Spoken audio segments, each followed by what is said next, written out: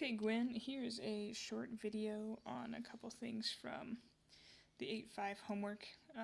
I'm using Desmos because I don't have a graphing calculator, so I'm going to have to type some stuff in. So basically, if you need to change something to, so this right now is in polar, right, because it has a degree and a radius, and we want to change it to rectangular.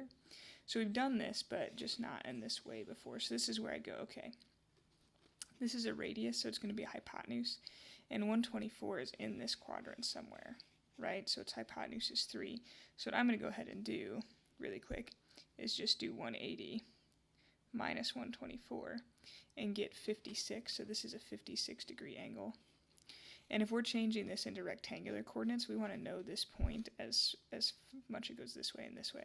So our answer is just going to come from doing what we've actually done a lot with vectors. It's going to come from doing sine of 56, right, equals y over 3. And so then I'm going to take 3 times sine of 56 degrees. And I'm going to get 2.49, or actually I'll just do 2.5, right, and that's the y value. So these are not going to be exact because this isn't a 30-60 or 45-45-90 triangle. And then I'm going to do the same thing. I'm going to do cosine of 56 equals x over 3. So 3 times cosine of 56 is 1.67 or 1.7, so it's going to be negative 1.7. So that's how those are done. I would draw out a triangle and use this as your radius, and then find the angle in there, and then use sine and cosine. So maybe you can try 30 like that, and then send 30 to me and see what you think. So that's 28, so you can try 30 now. So the other way is kind of this 46 and 48 were some other ones. This is actually in rectangular, so we could draw this, right? This is negative 2 this way, 1, 2, 3, 4, 5, 6, 7, 8, 9. So it's just a point right here that we know that this side of the triangle is 2, and this side of the triangle is 9. But they want to know what it is in polar, right? So the easiest way to find the hypotenuse in polar is just to do the Pythagorean theorem, right? Sorry about that. So the Pythagorean theorem on this guy would just be 2 squared plus 9 squared equals c squared, or 4 plus 81 equals c squared, or 85 equals c squared. And you can get the decimal, or you can just leave it as root 85, because I think you've been leaving some roots. So root 85, comma, and then to get the angle, the easiest way to get the angle is what we're going to do with that scooter project that we're not going to get to do. It's just to do tan inverse of 9 over 2. Alright, so if in Desmos I do tan inverse of 9 over 2, here's the thing, I get 77.5 degrees, but I got to take that away from 180 to figure out the actual angle that they want in here, right? So 180 minus 77.5 equals 102.5 degrees. So that's how 46 is done. So maybe now you could try 48. So maybe try 30 and 48, either on that same paper or a different piece of paper, and send those to me. And then I'll kind of quote-unquote give you rework points for those. And then the other ones that you were wondering about were some of these at the bottom, right? I'm going to do some of the odds and write the answers down here, and then you can maybe try some of the evens that you need to do. Basically, you need to know that the Pythagorean theorem in this case is x squared plus y squared equals r squared, where this is kind of the x part, the y part, and this is the radius. And that makes sense based on what we did up here, but this is an equation that they use to go from rectangular to polar. Another equation they use, but we don't use it very often in this, is what we just used over here, tan inverse of y over x. Gives you a theta. So just kind of know that. But then the most common ones are x equals r cosine theta, and y equals r sine theta.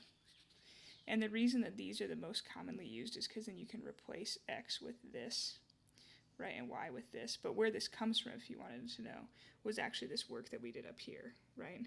Because sine of the degree equaled a y over whatever the radius was. So if I put that over there, 3 sine 56 is like r sine theta, and that was what y equals over here. So these 4 equations you'll want to just have written down somewhere. They're how you transfer from one thing to another. So when 49 says r squared equals 9, I go, oh, r squared, I can replace r squared with x squared plus y squared.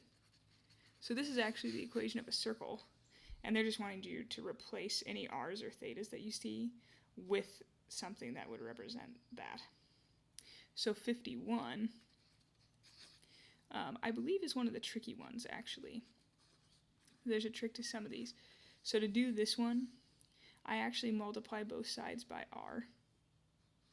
And the reason I do that is because r squared is going to be x squared and y squared plus y squared here in a minute.